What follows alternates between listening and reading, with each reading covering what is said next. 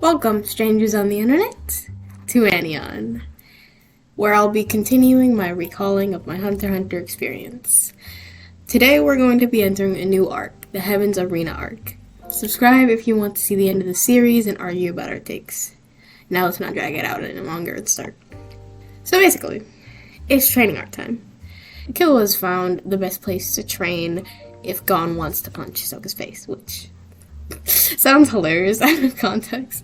At first, for some reason, I can't for the life of me remember why I was suspicious of like the Heaven's Arena place when it was first brought up. Maybe it was because of the name sounding like some gladiator shit, but really it was a very cool way to train and solved a lot of our boys' problems. I was sad to see Leorio and Kurapika go, but I was happy that they would reunite very soon. By the way, York knew Togashi. Stop. That name is so perfect. By the way, I already knew Killua's family was kind of built different, but abandoning your 6-year-old for 2 years? There's such excellent father figures in this show, dog. So many. So right now they're blitzing through the ranks, literally defeating all their opponents, 1 hit each. And then we get introduced to Zushi, literally the cutest kid. I love him. Automatic Rock Lee vibes with him. How can you not? The 3 of them are already having great chemistry. And once they make it to the floor they're going to, we meet Wing, who's kinda a mess, but seems very wise. Also, look at them impersonating Zushi. It's so cute. I love it. Soon we see that Zushi and Killua will be fighting. I felt so bad for my boy Zushi. Look at him. Don't hurt him, please. This is about to be Rock Lee versus Gaara, except not the cool Rock Lee moments. But right now, Killua gets a chop. But Zushi keeps getting up. I was really excited for this too, because this wasn't as, like, one-sided as I expected. And then Zushi starts using what I thought was, like, Illumi's technique. Because, like, they have the same, like, purple thing going on. He got Killua shook, dog. That's how I knew we were in trouble. Then Wing yells, fucking bellows, yells at the top of his lungs and stops whatever the fuck Zushi was about to do. So apparently he wasn't supposed to pull that shit and gets lectured after. Oh, the suspense. Bro, the suspense this series, like, creates when it comes to all this is so cool. We learned the technique is called Ren, and that it's part of Nen training. See, I've heard of Nen before, but I didn't know it came from this series. I love power systems, man, and this one is one of my favorites. Next to Stans, from JoJo's. By the way, if you guys want me to do a JoJo series, please tell me in the comments. Favorite anime. Okay, getting back on topic, Wing lies to us. You're not supposed to be doing that. But he was convincing though. Look at him, man. He gets Killua to back off. It's later we learned he lied, but for like a good reason. But it's the same reason they don't tell you about Nen at the end of the Hunter exams. And I'm so happy they went back and filled the little plot hole of like the exams not finished at like the end of the first arc. Cause like, you know what I mean? It makes sense that they wouldn't just say that because Hisoka is there, but Hisoka already fucking knows. But if Hisoka didn't know Nen, we wouldn't want Hisoka to know Nen, so I get it. This is really bad tension. Okay. Though lying to them was kind of like a futile attempt at keeping it from them, because he should have been able to predict like them getting into the 200s, which is where like the Nen people are. But I like Wing. He's a goofball. Our boys move on, destroying everybody with ease until they finally reach the 200s, only to find Hisoka the gatekeeper. He won't let them up, but before all that, look at this dramatic-ass sequence. I love this stupid clown and his stupid-ass theme song. He's the best character right now, by the way. They're basically not ready to find anyone here, so technically Hisoka was helping them not get demolished in his own little clown way. Wing comes, puts a stop to this, and for their safety is willing to teach them. Learning about Nen is so fascinating as well. It was so detailed. My little nerd heart, bro. My little nerd heart loved it. All the possibilities with Hatsu as well. The specialist category was what interested me the most. I thought Kilo would have been a specialist, actually, when it was introduced. And from what Wing was saying, our boys are a couple of talented little monsters. I don't like how I said that, but I'm keeping that in. Are a couple of talented little monsters. He keeps calling them fucking terrifying, and it's scaring me. They get past Hisoka, finally, and Hisoka says if Gon wins a single match, he'll fight him. Not gonna lie, that scared me, because are they all as strong as Hisoka on this floor? I don't know. Our boys just got started, and I was worried, bro.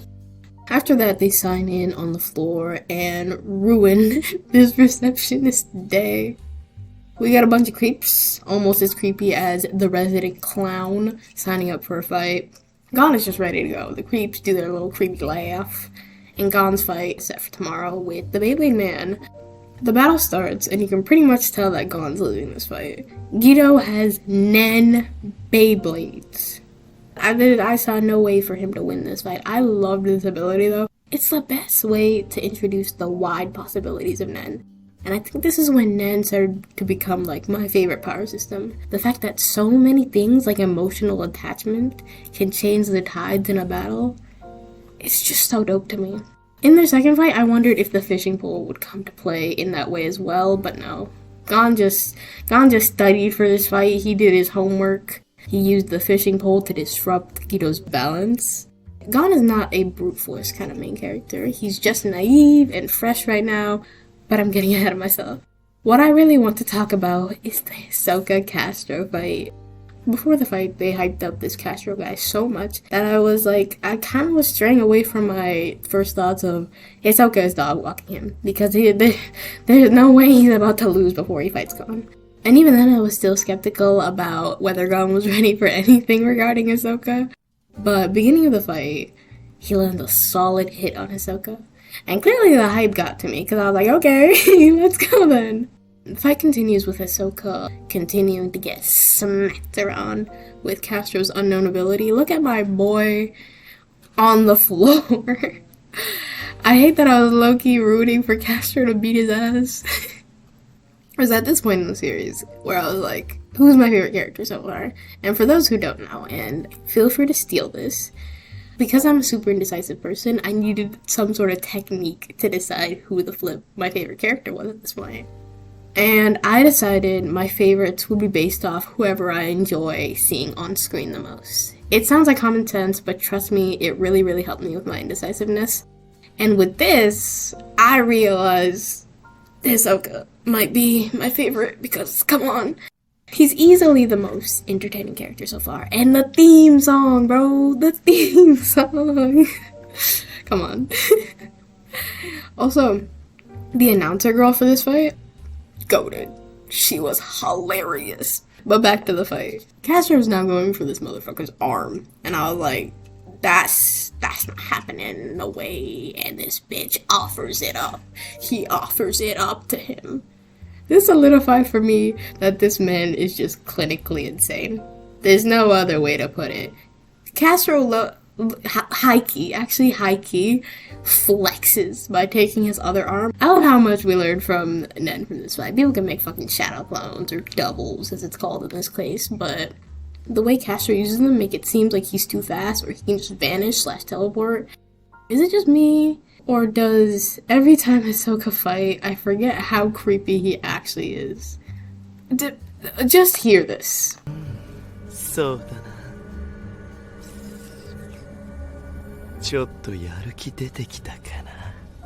Also, look at the way he's just playing with his severed arm.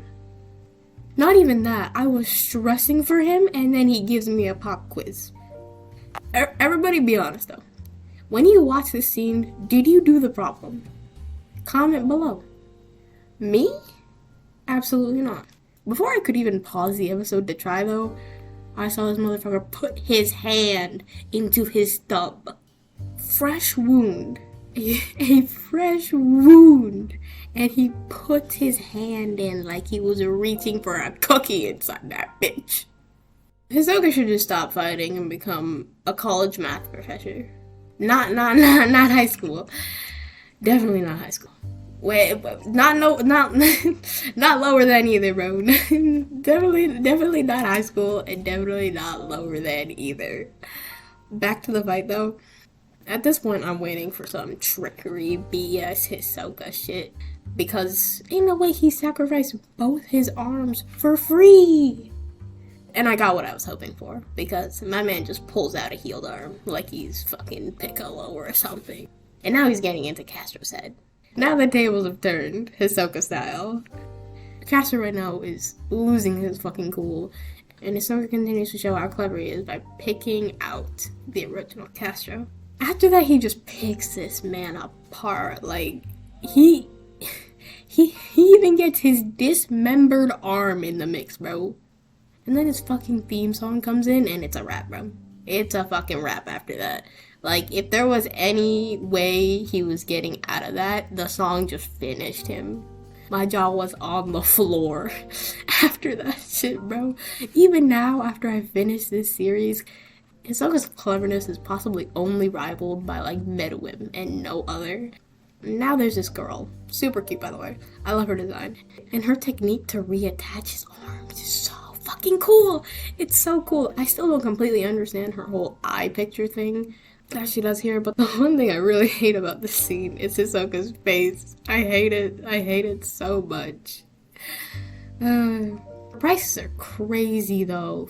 50 million? But apparently Hisoka's just rolling in dough, so I guess he gotta like that. Who's really surprised, though? Who's really surprised about that, though?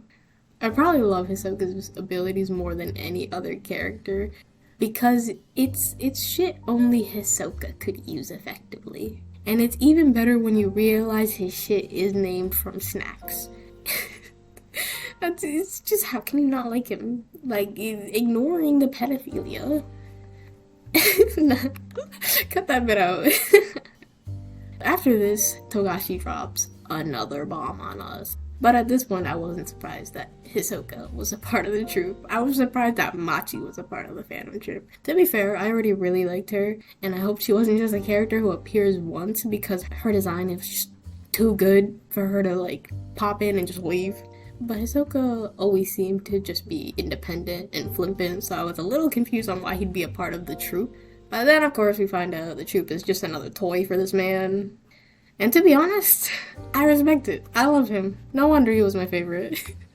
Now, in the next video, we'll be going over the Gon fight. I can't wait, dog. But this is where we'll have to end for today. And with all that being said, my lovely viewers, this is me signing off. ANEON. Bye-bye.